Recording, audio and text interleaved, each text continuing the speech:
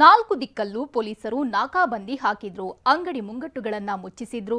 ಇದೇ ಸಮಯಕ್ಕಾಗಿ ಹೊಂಚು ಹಾಕಿ ಕೂತಿದ್ದ ಅದೊಂದು ಗ್ಯಾಂಗ್ ನಡುರಾತ್ರಿ ಅವಳಿ ನಗರಕ್ಕೆ ಎಂಟ್ರಿ ಆಗಿದೆ. ಒಂದೇ ರಾತ್ರಿಯಲ್ಲಿ ಸರಣಿ ಗಳ್ಳತನ ಮಾಡಿ ಎಸ್ಕೇಪ್ ಆಗಿದೆ.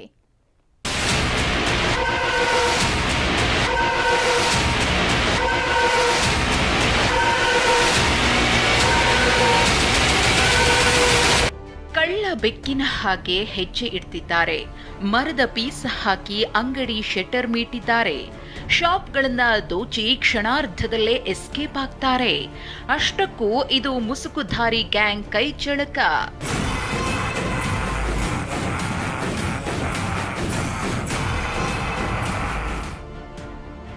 ಗದಗ ನಗರದಲ್ಲಿ ಮುಸುಕುಧಾರಿ ಗ್ಯಾಂಗ್ ಕೈ ಚಳಕ. ಒಂದು ರಾತ್ರಿ 4 ಅಂಗಡಿ ಲೂಟಿ, ಬೆಚ್ಚಿದ ಜನ.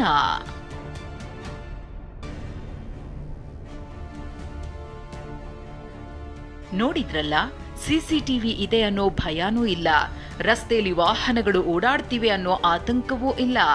ರಾಜಾರೋಷವಾಗಿ ಮುಖಕ್ಕೆ ಬಟ್ಟೆ ಸುತ್ತಕೊಂಡು ಎಂಟ್ರಿ ಕೊಡೋ 6 ಖದೀಮರು ಕಗ್ಗತ್ತಲಲ್ಲೇ ಕೈಚಳಕ ತೋರಿಸಿದ್ದಾರೆ.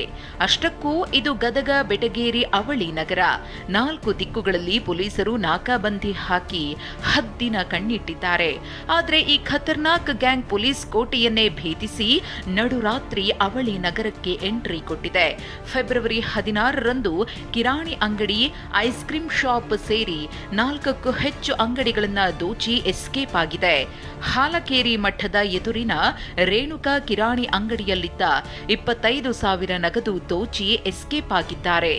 ಕೆಳಗೆ ಒಂದು 22,000 ರೂಪಾಯಿ ಐತ್ರಿ, ಮ್ಯಾಗ್ ಚಿಲ್ಲರ 10 5 ಕಾಯಿನ್ 2 ಕಾಯಿನ್ 10 ಗಟ್ಟಿ, ಇವೆಲ್ಲ ಚಿಲ್ಲರ ಎಲ್ಲ ಸೇರಿಸಿ ಒಂದು 25,000 ರೂಪಾಯಿ ಏನಾಗಿದೆ, ಎಲ್ಲ ತೊಗೊಂಡು ಹೋಗಿಬಿಡ್ತಾರೆ. 4 ಟಿಪ್ಪರ್ಗಳಿಂದ 400 ಲೀಟರ್ ಡೀಸೆಲ್ಗೆ ಕನ್ನ.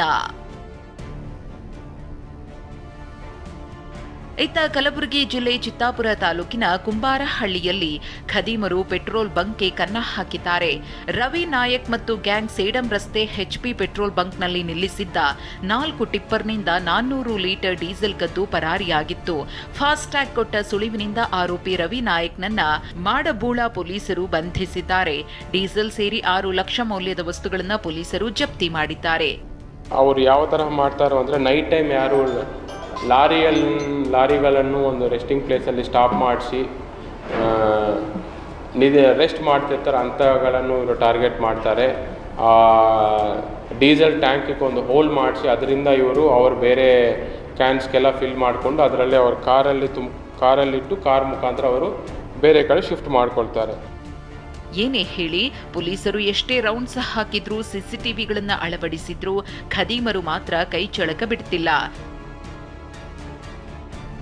ಗದಗದಿಂದ ಸಂಜೀವ್ ಪಾಂಡ್ರೆ ಜೊತೆ ದತ್ತಾತ್ರೇಯ ಪಾಟೀಲ್, TV9 ಕಲಬುರಗಿ.